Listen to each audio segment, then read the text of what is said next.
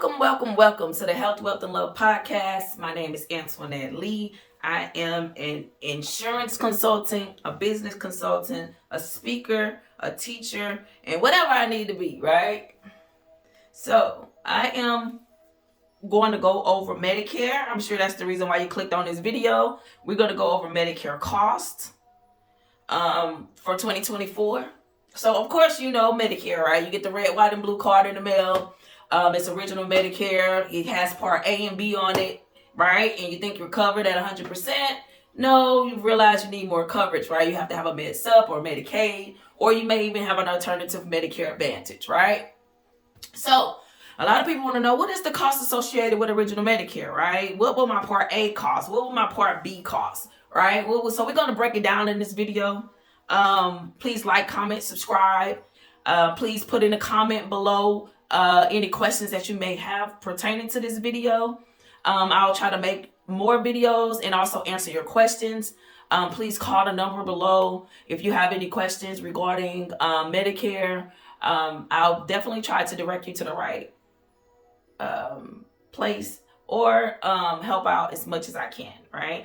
So again, I'm Antoinette Lee, and this is the Health, Wealth, and Love podcast. All right, so let's get down to business, right? And know the reason why you're here. All right, so cost for Part A, right? So we have zero for most people, right? Because, you know, of course, because they pay Medicare taxes long enough while working, generally at least 10 years. This is sometimes called the premium-free Part A, right? So most people, majority of the people, if you're paying taxes and you're working, you do not have to pay for Part A, right? You get it at zero premium. But if you don't qualify for premium-free Part A, you might be able to buy it. And in 2024, the premium is either $278 or $505 each month, depending on how long you or your spouse worked and paid into Medicare taxes, right? I'll also put that below so you can actually see the numbers on that, all right? So that can actually add up over time, right? That's $1,632 you have to pay, along with the other 20% if you don't have a Med Sup or Medicaid. To go along with that can be very costly. Inpatient stays for the hospital, right, is days 1 through 60. So the first 60 days in the hospital, you pay $0 after you pay your Part A deductible. That Part A deductible, like I just said, was $1,632. For days 61 through 90, it's $408 each day. And then from days 91 to 150, it's $816 each day while using 60 lifetime reserve days. And after day 150, you pay all costs. So I'm going to also put that below so you're able to break that down as well and have a visual so you can actually stop it. You know, I want you to comment, also share it with people that need to know this information. If you have church members or friends or sisters or brothers, moms, dad, anybody that's turning 65 that's getting ready to do Medicare, you want to actually give them this information, and it's here for you. So that's to break that down for Part A. Then we have Part B, which is medical insurance. Remember, Part A is hospital, right? Covers it at 80%, so you need something to go with it. And then we're going to break down Part B, right? So the Part B premium for 2024 is $174.70 each month, or higher depending on your income. The amount can change each year. You'll pay the premium each month if you don't get any Part B covered services, right? So some people actually pay higher income. Let's go over those things, right? Those amounts. So who pays the higher Part B premium? Antoinette. So I'm going to tell you, family, my Medicare and my podcast family. You pay the higher premium if your modified adjusted gross income as reported on your IRS tax return from 2 years ago is more than $103,000 in 2024. If you filed an individual tax return or married and filed separately. I'll say that one more time.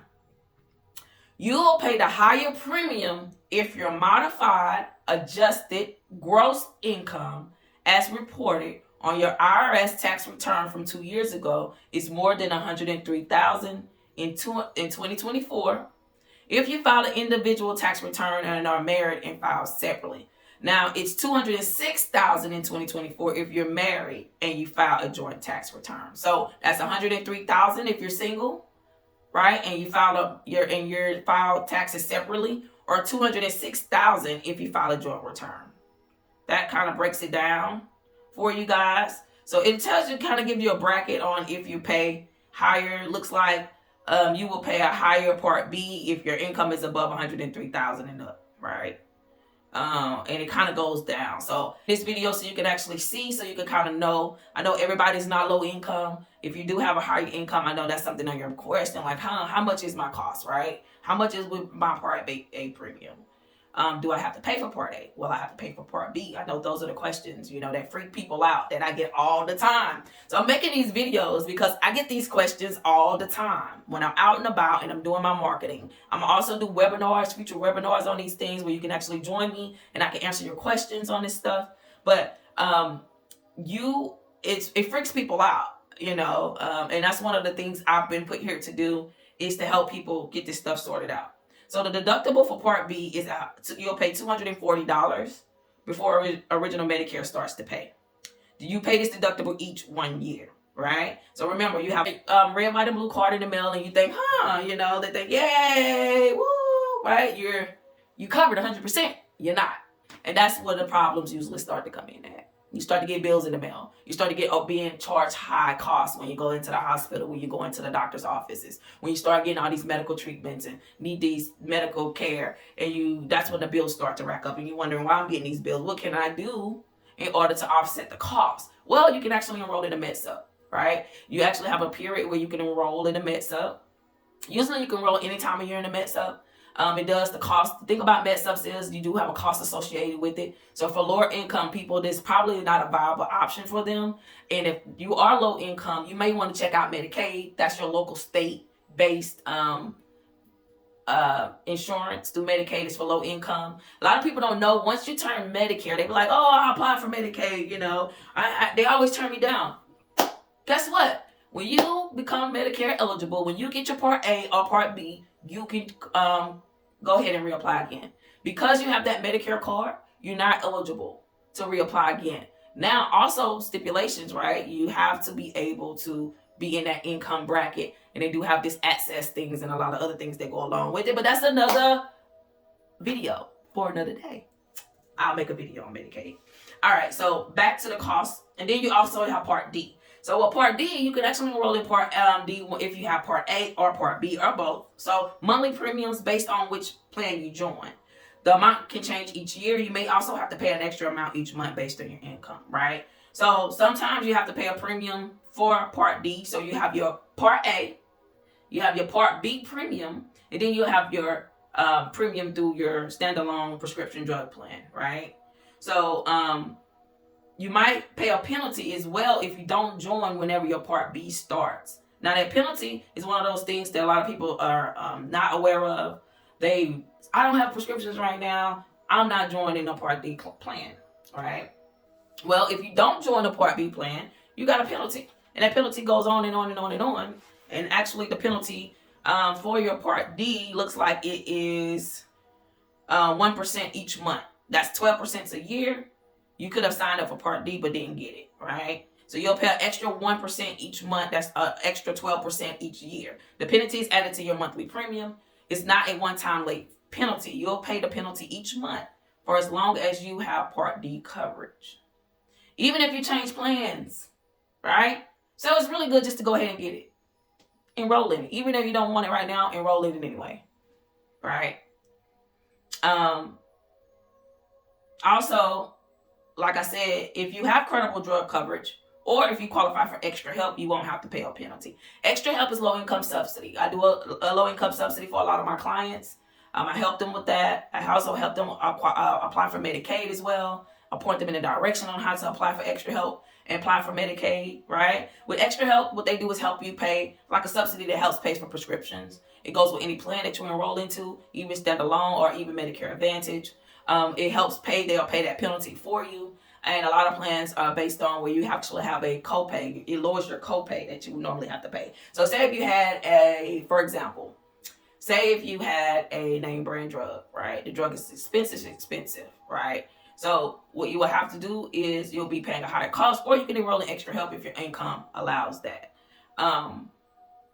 And that's the way it goes as far as the prescription drug goes. It goes with any plan. And we'll touch on that another day. When I do Medicaid and extra help, I will do a video on Medicaid meds up. You tell me, hey guys, what videos did you guys need help on? Medicaid, extra help, meds up, what the Part D penalty, Part B enrollment penalties. Let me know which plans. I'm sorry, not which plans. I'm sorry. Which content do you want me to create? Right? What video do you want me to talk about to help you understand Medicare a little bit more? Also, you have Part C. Now, A, hospital. B, medical. You have D, prescription drugs. And then you have, voila, C. What is C, Antoinette? Okay, let me tell you. C is Medicare Advantage plans, right? So, you actually, Part C includes A, B, and some of the Medicare Advantage plans also includes D. A lot of the plans are zero monthly cost. That's why it's an attractive option for a lot of people, especially if you're on a budget. A lot of people have to downsize once they get on Social Security. You have to budget. So that's why Medicare Advantage sometimes is a attractive option for Medicare members. So you have a monthly premium based on which plan you join. The amount can change each year. You must keep paying your Part B premium with Medicare Advantage to stay in your plan. You have deductibles, co-insurance, and co-payments are vary based on which plan you join, right? So sometimes if you pay a higher premium for a plan and the co-pays and things like that may change, it may be more attractive. A lot of the plans come with dental, vision, transportation, and a lot of other things, hearing, and a lot of other things that could come with the plan. Also, plans also have a yearly limit on what you pay out of pocket, right? So that's another reason Medicare Advantage is attractive to a lot of people, because it has a out-of-pocket max. Now, what is an out-of-pocket max? An out-of-pocket max is what once you pay into it and you reach a max out-of-pocket that you can actually, that stops you for that year. So say you have a $50,000 medical bill, right? And your out-of-pocket max on your plan is $6,800. Well, guess what? Instead of you paying that $50,000 medical bill, you're only going to pay $6,800 that year. That's the reason why Medicare Advantage is so attractive over original Medicare, because it does give you that cutoff, so you wouldn't have those extreme costs. It does. Once you pay the plan's limit, the plan pays 100% for the covered health services for the rest of the year. So once you reach your out-of-pocket max, then you don't pay anything else for the rest of the year. And then another option outside of original Medicare and Medicare Part C, which is Medicare Advantage, you have Medicare Supplement Insurance. Now, Medicare Supplement Insurance, Medigap, you have monthly premiums vary based on which policy you buy, where do you live, and other factors. The amount can change each year. You must keep paying your Part B premium to keep your supplement insurance. It helps lower your share of costs for Part A and Part B services. So Medigap goes with original Medicare. It does not go with Medicare Advantage. You cannot have a Medicare Advantage and a MedSup. They won't let you do that. So you have to have original Medicare, right? And what it does is it help with that 20% cost. Might not cover the whole 20%, but it will help it. Some Medigap policies include extra benefits to lower your costs, like coverage when you travel out of the country. Okay, so that is the gist on the Medicare cost. You have your cost for Part A, you have your cost for Part B, you have the cost associated with Part D, and then you have the Part C. So with Part A, you have your monthly premium if you didn't work enough hours, right? You have Part B premium that you have to pay monthly, and it varies based on the income that you had previously. Both things have deductibles. Then you have your Part D. Part D may come with a cost. You can also get Part D coverage through Medicare Advantage. Sometimes those plans are zero premium. That's why they're attractive, and they come with all that stuff that's inside. And if you're one of those people that may not go to the doctor very often, that may be an attractive option for you. But guess what? If you have any questions, call me. Reach out to me on my website. Email me. And contact me, and we can discuss more, especially if you're in the state of Georgia. I am a licensed insurance broker in Georgia, and I represent several different insurance companies, also life insurance, and also a lot of other things that I can help with. So feel free to call me and get my advice. It's free advice. I'm not going to steer you either way. I am just going to help you with my expertise. So thank you so much. This is the Health, Wealth, and Love podcast. My name is Antoinette Lee. I hope this helped you. Like I said, I am a godly person. I am here to help. I am here to serve. And that's why I am reaching out on this platform, trying to help my Medicare members, Medicare seniors, my Medicare population, because I get so many people that do not know about Medicare. They don't send out anything to help you know this stuff. So I am here, and I will be focused on, that'll be one of the focuses on this podcast, to help you feel better about Medicare so you can have a peace of mind and you can sleep at night, right? We all want to sleep at night. So thank you for your time. I love you guys.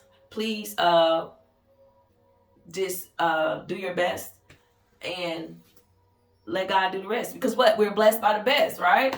All right. Peace out.